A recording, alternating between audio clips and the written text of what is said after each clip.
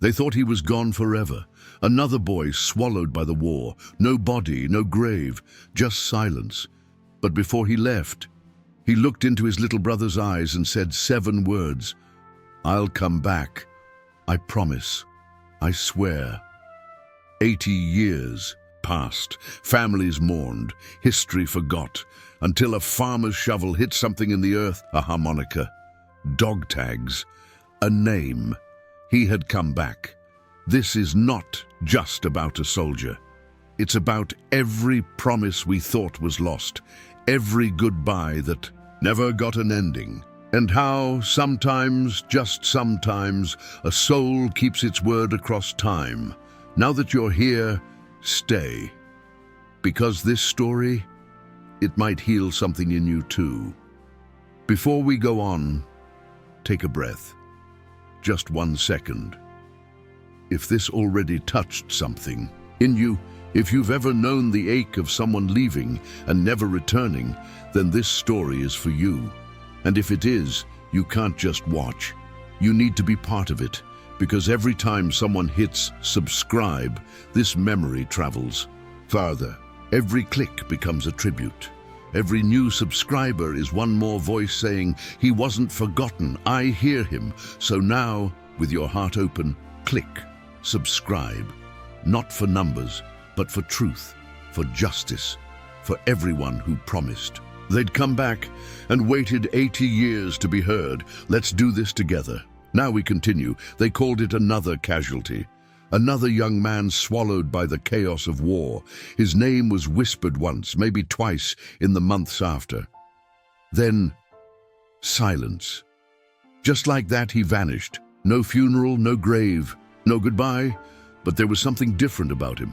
Before he left, standing at the train station in a pressed uniform that didn't quite fit, he turned to his little brother and smiled. "I'll come back," he said. "Promise." It wasn't a bravado. It wasn't naivety. It was something deeper, something that felt like a vow carved into time. And then, nothing. For decades. Until now. Because 80 years later, in a quiet Belgian field, a farmer's shovel struck something solid. Not metal, not bone, but a harmonica, rusted but intact, and next to it, dog tags. A name. A piece of a soul that had been waiting, hidden in the earth. And that's when everything changed. Because somehow, after all this time, he came back. Who was he? His name was James Robert Whittaker. Born in 1921 in a coal mining town in Pennsylvania, where the mornings smelled like ash and iron, and everyone knew your name and your business. He wasn't famous. He wasn't anyone's idea of a hero. He was just a kid with grease under his nails and big calloused hands from fixing engines in his father's garage. But James had a kind of quiet fire to him, the kind that didn't need attention to be real. He was the oldest of 4, looked after his siblings like it was a job he'd been born to do. His mother said he never cried as a baby, just stared, like he was already figuring things out. And maybe he was. He had dreams once, not of war, not of glory. He wanted to build radios. He used to stay up late tuning frequencies, trying to catch voices from other states, other worlds. There was something about connecting across the static that felt magical to him. But when Pearl Harbor happened, magic didn't matter. He was 20, and like so many others, he didn't hesitate. He enlisted the next day. Infantry, not because he wanted to shoot, but because he didn't want someone else to take the bullet meant for him. Before shipping out, he sat on the back steps of his house with his little brother, Danny. They shared a bottle of soda, passed back and forth in silence. And just before the train left the station, James leaned in close and said, "I'll come back, I promise." Danny never forgot those words. Not when the telegram arrived, not when the body didn't. For 80 years, James was just a memory, a photograph in a box, a name scratched into a monument, until now. The war begins. It didn't happen all at once. For James, war wasn't a thunderclap. It was a slow burn, A gradual unraveling of everything familiar. First came the long ship ride across the Atlantic, cold nights, metal floors, the smell of sweat and salt and fear. He kept a journal, small, leather-bound, where he wrote about things he missed, his mother's cooking, the way the Pennsylvania hills looked at sunrise, the crackle of the radio late at night. He landed in England in early 1944, trained in the drizzle, slept in tents that never seemed dry, and every day the rumors got louder. Something big was coming. When D-Day finally came, he wasn't on the beach. Not at first. His unit came days later, reinforcement. By then Normandy wasn't a place, it was a graveyard with sand, but war has a way of speeding things up. One day he was hauling crates. The next, he was crouched behind a hedgerow, rifle clutched in both hands, while bullets snapped past like angry bees.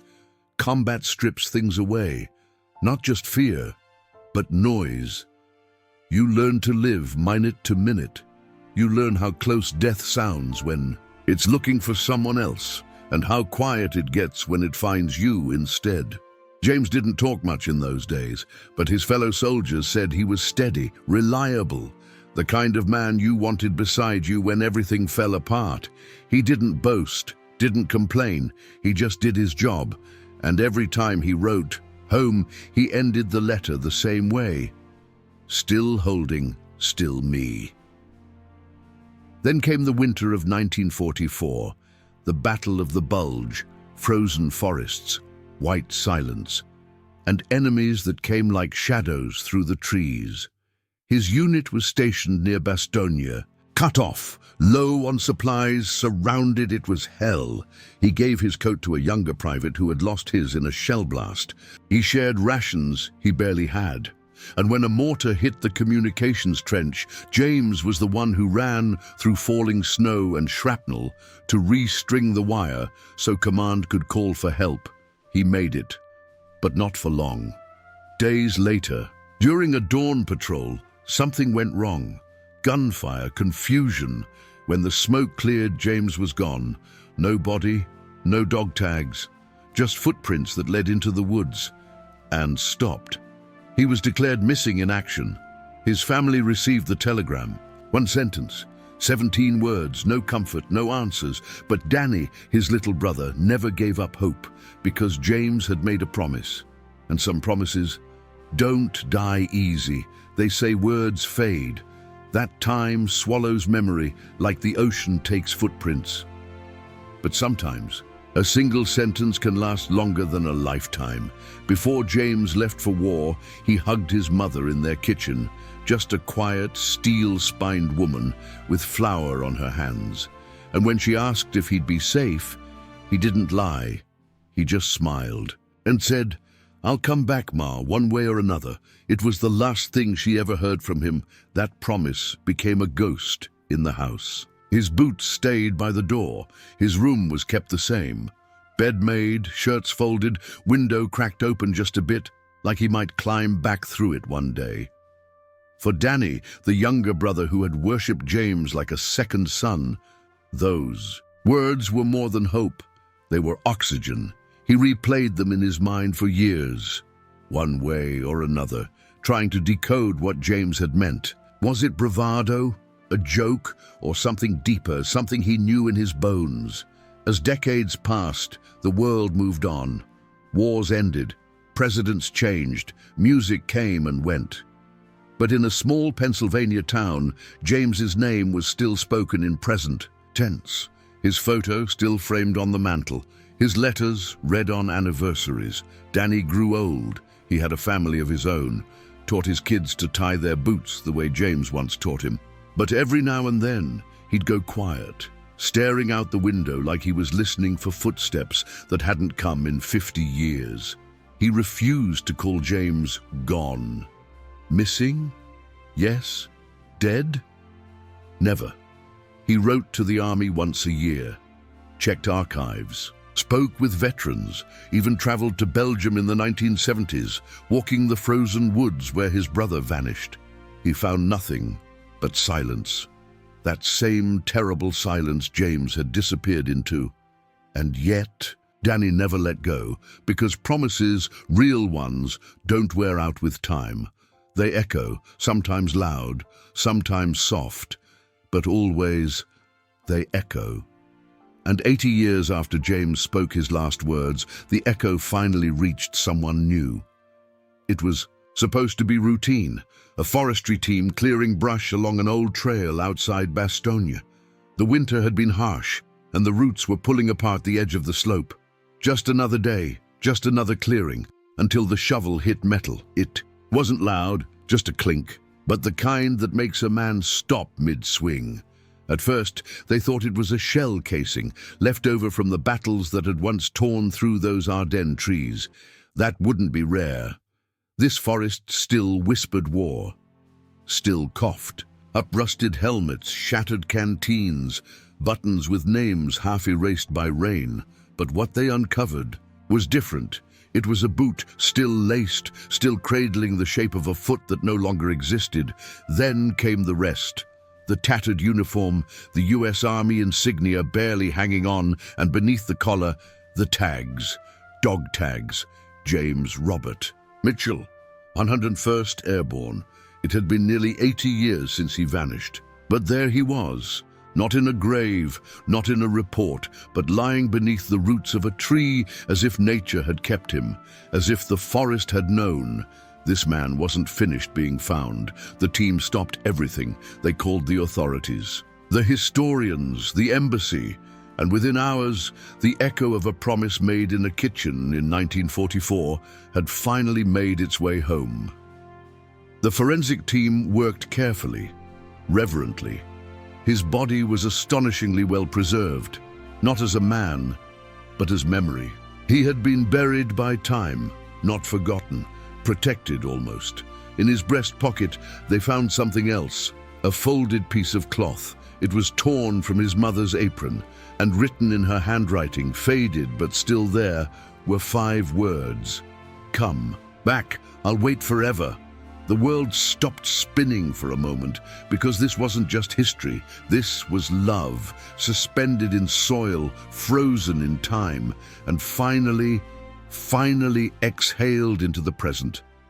Back home, Danny was 92. His hands trembled. When they called, he thought it was a prank at first, or a mistake. But when they read him the name, he wept. For the first time in years, not because he was sad, because his brother had kept his word. James had promised to come back, one way or another, and now he had. When the call came from Belgium, the world around Danny Mitchell seemed to go quiet. At 92, his hearing wasn't what it used to be, but some things don't need volume, only weight. And this moment carried 80 years of silence. James was coming home, not in a casket with flags and cameras, not in a parade of generals and speeches. No, he was coming home the way he left, quietly, humbly, like a whisper carried on the wind. The US military coordinated the transfer with care. The remains were flown to Dover Air Force Base and then escorted not by strangers, but by soldiers who had read his file, studied his mission, and felt something shift in their own hearts. Because when you carry a man who's waited 80 years to return, you don't walk casually. You walk like history is watching. Danny waited on the tarmac, a wheelchair now, hands folded, eyes glassy but wide open. He'd worn his brother's old watch, broken decades ago, but he said it, felt right. And when the plane touched down, he whispered just 2 words. You made it. The ceremony was small, intimate, no politicians, just the family, just what was left of it, and a handful of men and women from the 101st who had heard the story and wanted to be there. And when the casket was lowered into the earth, beside the spot James's mother had saved for him, all those. Years ago, a patch of land beneath a walnut tree in Kentucky, Danny did something no one expected. He stood, with help, yes, but he stood, and he saluted his brother. Not as a soldier, as a boy who had waited almost a lifetime to say goodbye. They buried him with the cloth from their mother's apron, the wooden comb he always kept in his pocket, and a note written by Danny's granddaughter that simply said, "Your promise kept you alive." And maybe it did, because not every return needs to be loud. Some are just a quiet echo of love, answering across time. It's easy to think a story ends with a burial, a flag folded, a name etched into stone. That's how the world writes closure, in ceremony and silence. But James Mitchell's story didn't end beneath that walnut tree. It began again, because sometimes a return like his doesn't just fill a grave. It awakens something, in a town, in a family, in a country that forgets too quickly the cost of every freedom it enjoys. For years, James was just a black and white photo in a dusty album, a name listed under missing in action on a plaque in the courthouse no one visited, a shadow in family stories that always trailed off before the ending.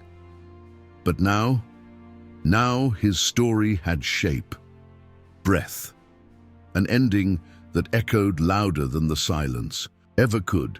Danny became the living keeper of that echo. He started talking, really talking, for the first time in decades. In libraries, at schools, in veterans' halls where wrinkled men with quiet eyes sat straighter when he entered, he'd stand, slowly, with a cane in one hand and his brother's watch in the other.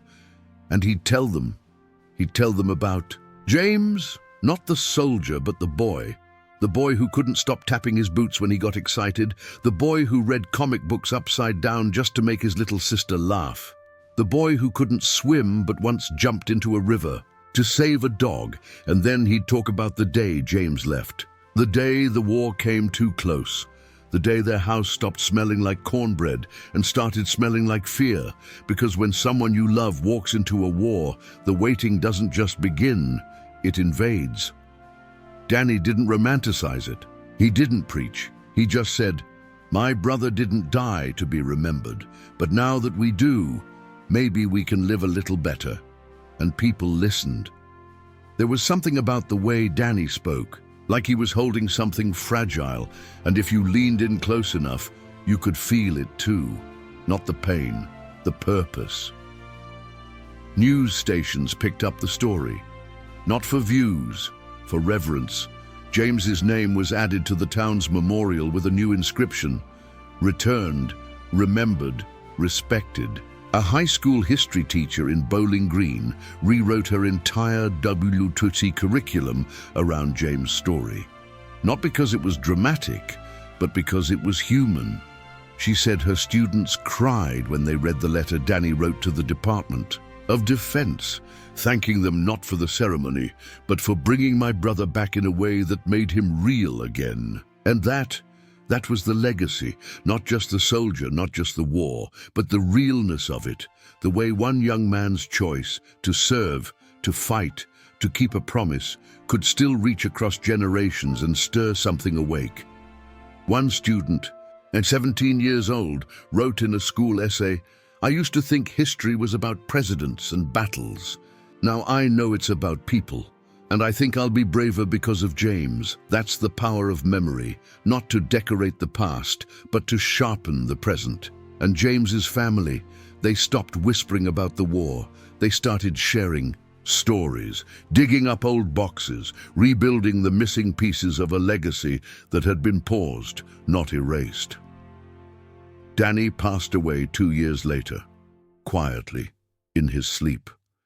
They buried him beside his brother, 2 markers now, side by side, one for the boy who left, one for the boy who waited, and people still visit that small plot of land beneath the walnut tree. Sometimes they leave letters, sometimes just stones, sometimes a pair of dog tags with no name, just a date, and every now and then, a sparrow lands in the branches, no one knows why. But maybe some stories just don't end. Maybe they echo.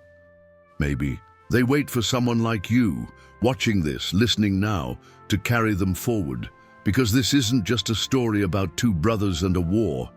It's a reminder that courage is not always loud, that promises kept can cross oceans and decades, that love, real love, survives even the darkest chapters, and maybe, just maybe, that matters now more than ever. So if you felt something while hearing this, if a part of you remembered someone or longed to believe again in something lasting, then don't let this be just another video.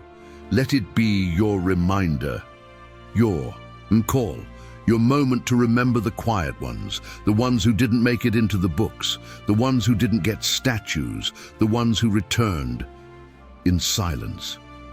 For James, for Danny, for every voice almost lost to time. Share their story, say their names, and keep the echo alive. We'll see you in the next one.